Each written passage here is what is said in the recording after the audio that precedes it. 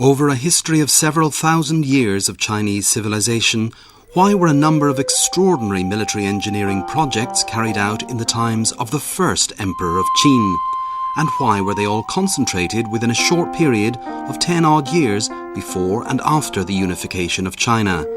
Perhaps we might find the answer when we follow the traces of that invincible army of the first Emperor of Qin.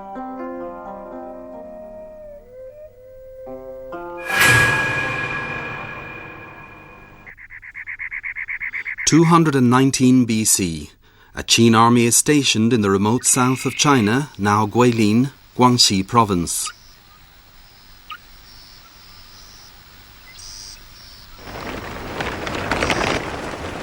In the headquarters, Tu Sui, the commander of the Qin army, writes a letter to the first emperor of Qin, who was then in Xianyang.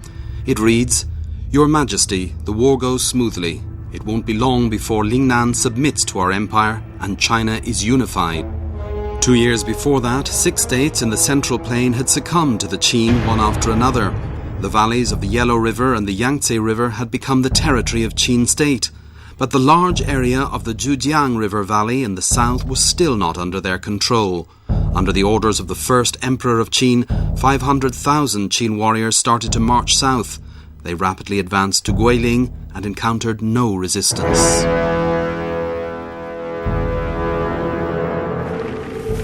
But the progress of the war did not go as Tu Sui expected.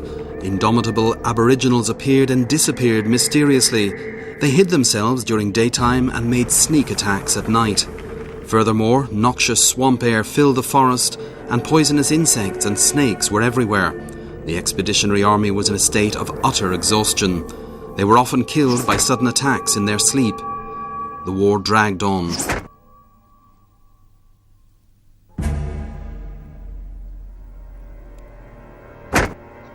Finally, the worst happened. The army was about to run out of food.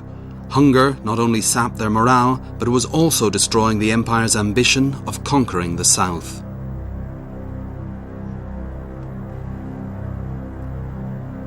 From the northern granaries to the southern front, the logistical support depended mainly on land transportation. The dense forest, high mountains, and faraway rivers in the undeveloped south made it extremely difficult to transport supplies to the Qin army.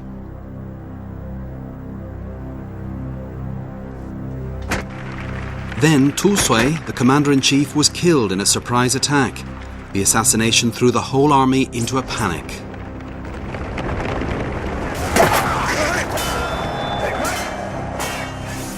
According to the historical records, the first emperor of Qin was extremely anxious. He himself hurried to the south and reached the Xiang River Valley. He came to realize that if he wanted to end the war in the south, he had to solve the problem of getting supplies to his army.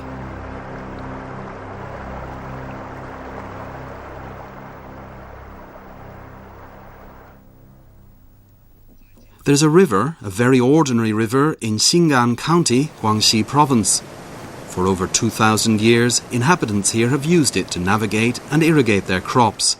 But few of them know that this man-made canal, Lingchu, is the only passage for a northern fleet to reach Lingnan from the Yangtze River.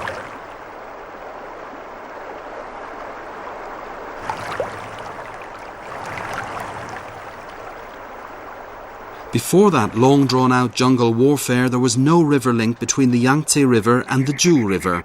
Army provisions for 500,000 Qin soldiers had to be transported by land. Supplies were not guaranteed. The first emperor of Qin was burning with impatience. A man named She Lu put forward a bold suggestion: cut a canal between the Xiang and Li rivers in order to link the two southern and northern river systems. The fleet could set out from the granaries in Sichuan, entering the Xiang River, a branch of the Yangtze River, then through this canal reach the Li River, a branch of the Zhu River. Logistical materials could thus be sent to the front by water.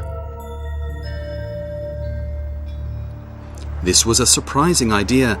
At that time there were links between the Yellow River and the Yangtze River. That meant there was a direct water access from the empire's capital, Xianyang, to Guangzhou. But to cut this canal, they would face an incredibly difficult engineering problem.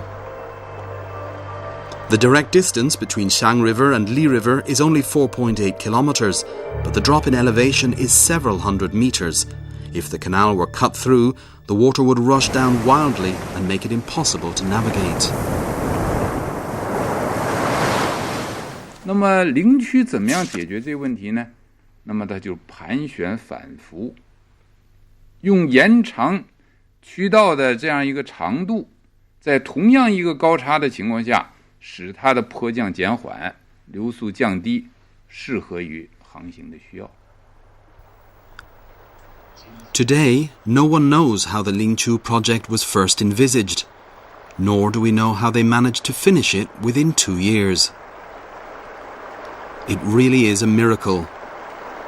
Over 2,000 years ago, this 33-kilometre-long canal was the largest inland waterway transportation network in human history.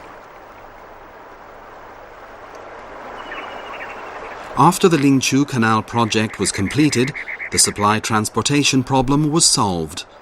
The next year, the Qin army suppressed the native resistance. The territory of the empire now extended to the southern sea.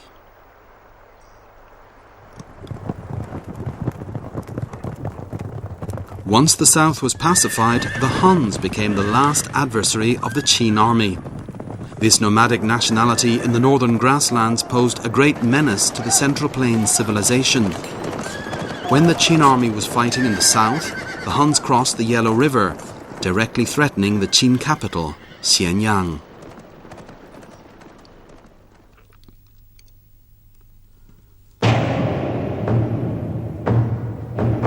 In 215 BC, following a decree of the first Qin emperor, General Meng Tian commanded a Qin army to march northward to solve the problem of the Huns.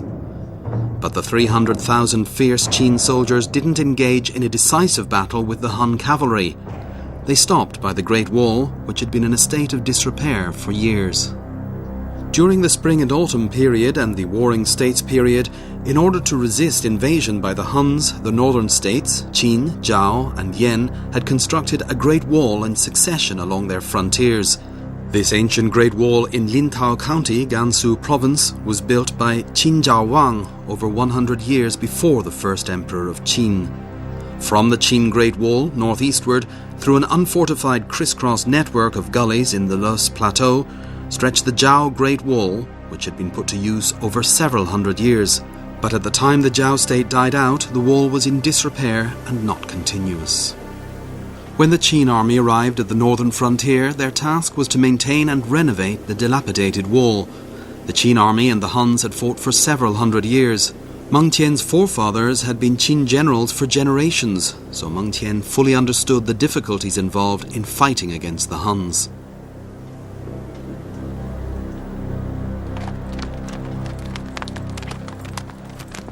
These Huns were nomadic tribes. They had no definite residences and moved about like the wind. Suddenly, they could gather together and become a fierce troop. Then, in no time, they reverted to being herdsmen and scattered to remote places. The Huns were experts in guerrilla warfare. If the Qin army were to launch an attack in haste, the Hun cavalrymen would avoid them, detouring around and plundering at will. They even attacked the Qin army's rear. The Qin army became exhausted. They weren't suited to this long drawn-out, fruitless warfare.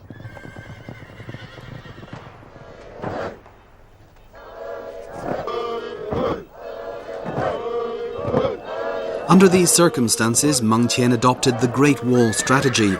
The Great Wall, built and reconstructed by the Qin army, was not just a wall. It could be used not only for defense, but also for attack.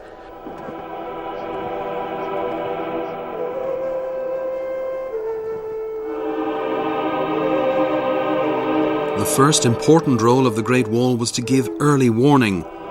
The highest beacon towers were lookout posts.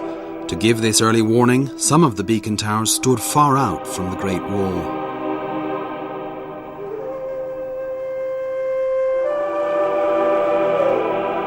Along the Great Wall, the Qin army constructed many walled towns. They served not only as residences for garrison soldiers and civilians, but also as support bases for the Great Wall fortifications. At a certain distance away from the Great Wall, the Qin army also constructed fortresses for stationing troops. These fortresses could not only hold large numbers of soldiers, but also large quantities of logistic materials. When the Qin army launched an attack on the Huns, these fortresses became advanced bases. This was the strategic, in-depth defense system of the Great Wall frontier. Thus, the Qin army could avoid useless field operations. 1 year later, Tian's troops had basically completed the project of maintaining and reconstructing the Great Wall. The time was ripe for launching an attack against the Han cavalry. Relying on the Great Wall, the well-equipped Qin army took only 1 year to defeat the Huns, who then retreated deep into the desert.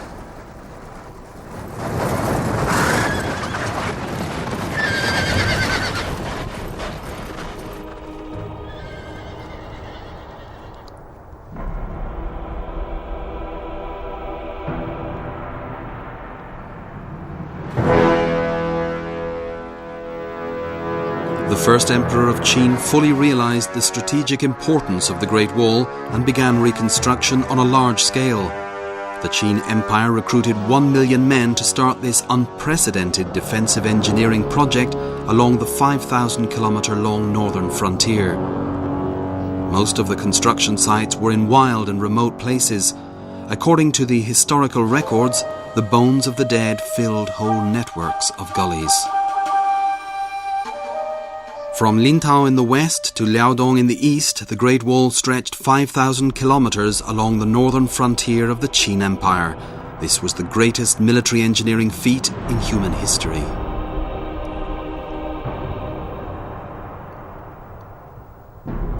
During this counterattack against the Huns, in spite of the advantages offered by the Great Wall, the Qin people still paid a great price in guaranteeing logistical supplies, including food. Experts estimated that they exhausted the granaries in Sichuan. The food from the Guangdong plain could not be used because it guaranteed the supply for the capital. Therefore, provisions for the army in the north mainly came from the Shandong Peninsula.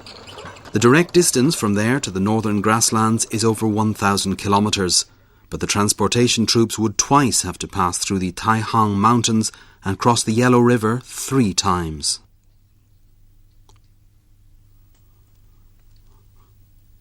According to history books, on the way from the starting point to the destination, on average, only 1 pound of food remained for the army out of 192 transported. 192担，这个剩下1担，就是途中消耗的率啊是99.5%，就是99.5%的粮食都在运粮途中消耗了，到了这个战区的很少了，这可以看出这古代那个粮食运输啊。 In order to transport army provisions to the front, hundreds of thousands of conscripted labourers died on the way. But by hiding themselves deep in the grasslands, the Huns still survived. They might come southward again at any time. The difficulty of transporting provisions left a deep impression on the first Qin emperor. As the policy maker of the empire, he had to solve the problem completely.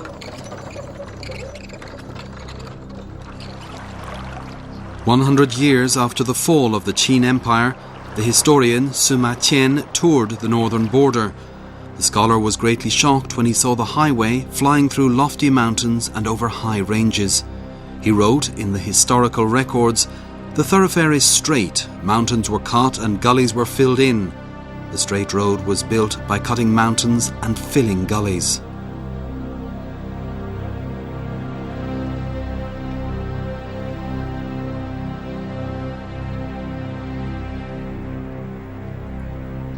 The first emperor of Qin solved the problem by constructing this straight road, effectively a military expressway 2,000 years ago. In the mountainous area of the northern part of Shanxi province, traces of this thoroughfare can still be clearly seen.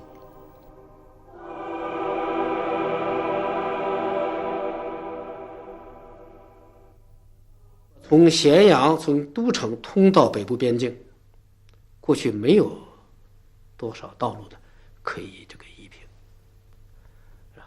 那么修一条直道，尽量减少它这个曲折，是吧？取其这个进阶，让它能够呢尽快的使部队能够快速的抵达北京。所以专门修了这么一条道路。The places through which the road passed were mostly dangerous terrain without a trace of human presence, even today. They cut through mountains and filled up valleys. They didn't even detour when passing the Ziwu Range, which rises to 1,800 meters above sea level. 2,000 years later, this ancient road can still be found, appearing and disappearing. The power of the Qin is evident. 它这个修筑呢，实际上就是在那个山上还是夯筑的，用黄土夯筑的，夯得非常结实。这个咱们现代人有时候都非常难以想象。The road was so solidly built that even trees couldn't survive on it. Only wild grass grew on its surface. Modern vehicles can still use some parts of the road. In order to prove the truth of descriptions of the road in history books, historians have surveyed traces of it. 这条勘测出来的道路，确确实实基本上是正南正北的。这是和历史记载相符的。From the capital, Xianyang, the road stretches northward to the heart of the Zhouyuan Desert with a total length of over 700 kilometers, a feat of construction just as awe-inspiring as that of the Great Wall.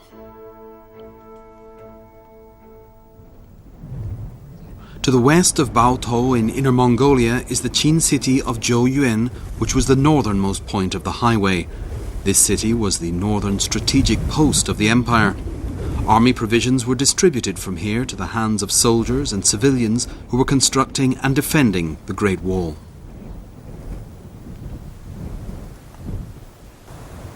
This more than 700-kilometre long highway ensured that the Qin Empire could send troops and provisions to the north rapidly. Experts estimate that in the case of war breaking out, Qin cavalry could reach Zhouyuan from Xianyang within 3 days and nights. The central government could complete the preparatory work, including army dispatching and transportation of supplies. The thoroughfare was truly a military expressway. Only the Qin people could accomplish such a military engineering feat over 2,000 years ago.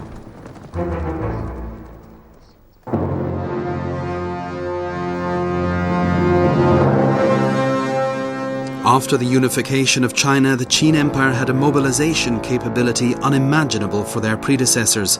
Without mastering precise geodesic surveying techniques, they couldn't have completed these huge projects in so vast an area over such difficult terrain. So did the Qin people really have precise survey techniques?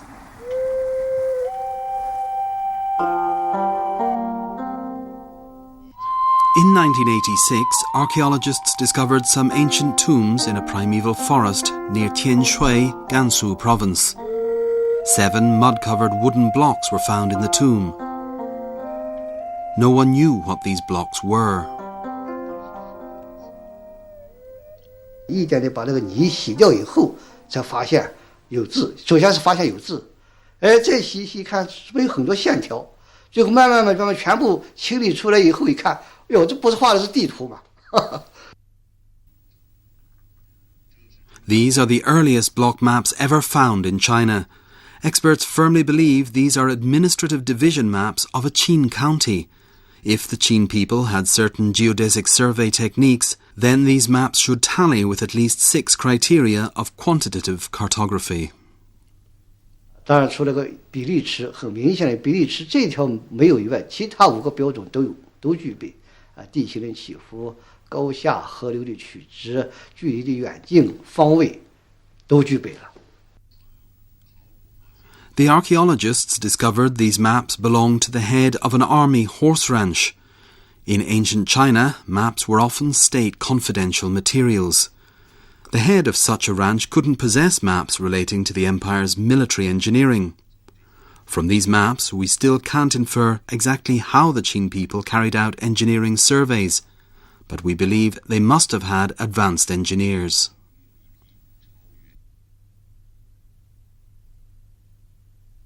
在那么一个复杂的一个地理环境当中，在那么一个艰苦的条件之下，就是现在都是非常荒凉、人迹罕至的地方，把这么条路修出来了，这很不容易。司马迁当时这个顺着直道，走的时候，他就发出个感慨，他说：“轻命力，对老百姓啊，这个劳动力啊，对老百姓这看得太轻了。”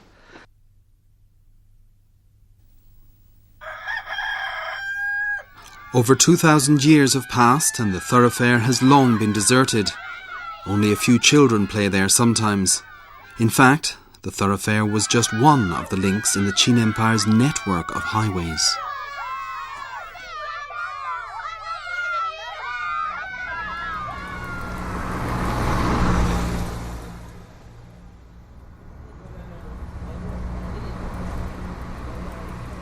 In the south of Shanxi province, the high Qinling Mountains lie between the heartland of the empire and the Sichuan Basin.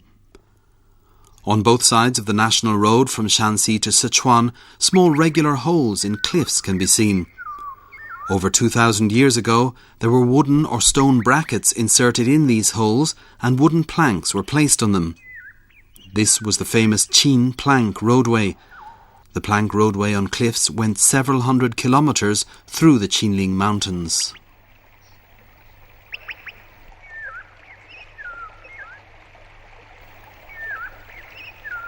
Qin people had a tradition of road building, and under the first emperor of Qin, this tradition was brought to new heights. Before and after the unification of the Qin Empire, the Qin people had established the most advanced transportation networks of that time, with their capital, Xianyang, at its centre. The territory controlled by the newly rising empire was beyond the imagination of earlier peoples. The radiating highways gave strong support to the fighting Qin army.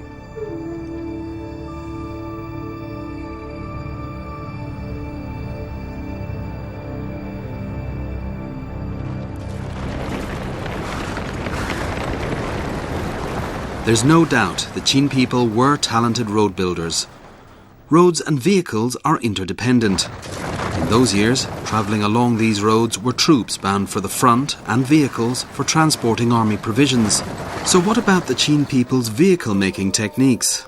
Unfortunately, the wooden war chariots in the Terracotta army pit had rotted away and so couldn't reveal more details about these techniques.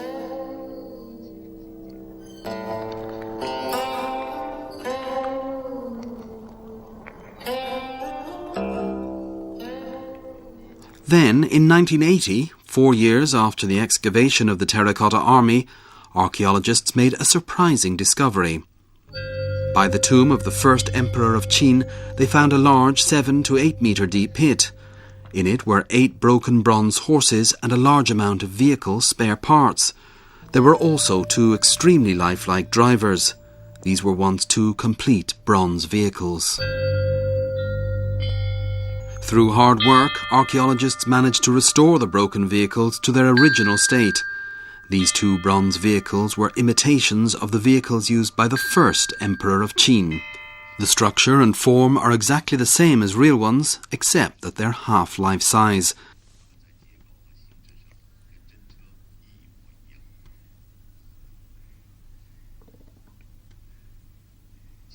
The wheels are exquisitely made. 30 dense spokes divert the pressure from the weight of the body to the wheels. This made the wheels light but strong.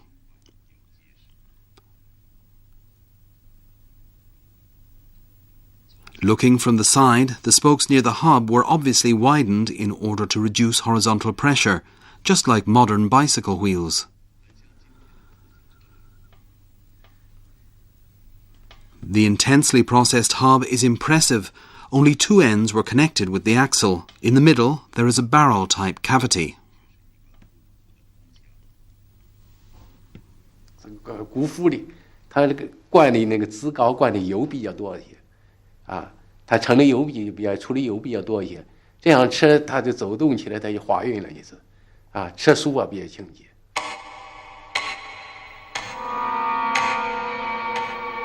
The way they hitched a horse to the shafts is also amazing. Until the 8th century, Western people hitched a leather belt to the horse's throat, so when galloping, horses were often choked. The way Qin people did this was quite different. 它是靠胸肌力量，是吧？2个菜马那个2个带子裹着胸肌这个地方，两根驸马那个两个带着靠那个尾了，靠它肩压的力量，它是靠它肩压或胸肌的力量来进行拉扯的，就是。这样马跑快的时候，它那个带子不输配那个气管了，不压气管，这是比较先进的一种系架方式。Experiments show that with the Western way of hitching, 2 horses can only pull a weight of about half a ton. With the Chinese way, 2 horses can pull around 1.5 tons.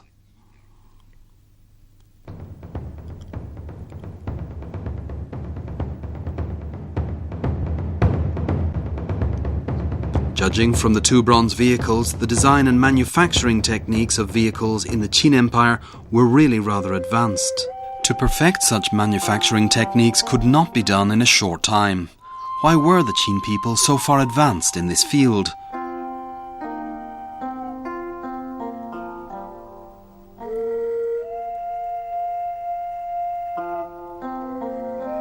The forefathers of the Qin lived in the northwest Laos Plateau.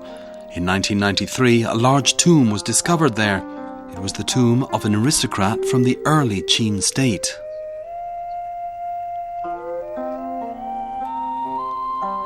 Large quantities of funeral objects were excavated. The bronze vehicle and horse were very impressive. There were complicated tubes for hitching belts and ropes and delicate decorations on the horse's head, wheel locks and brakes.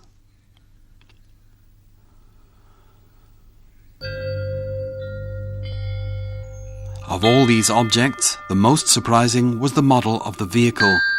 This is the earliest evidence that China had 4-wheeled carts. Nearly 3,000 years later, it can still move.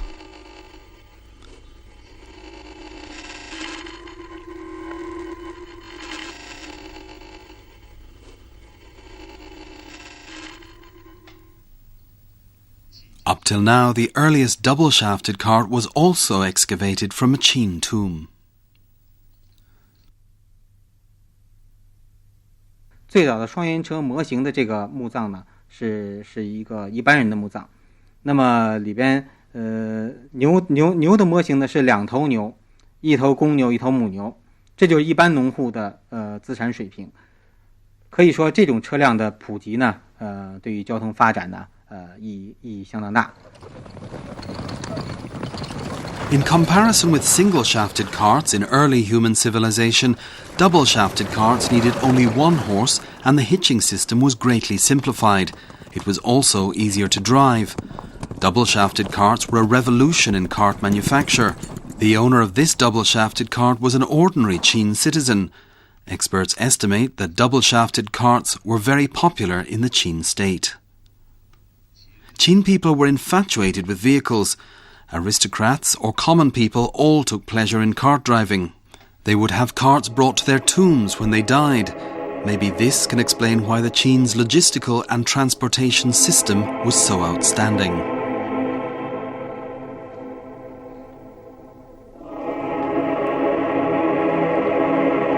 In the history of the world, only rarely and only few people have had the chance to stand at a turning point in history, creating history. The brilliant achievements of important military engineering feats, nationwide road networks and exquisitely made vehicles had created a strong Qin army. And the Qin army had created history.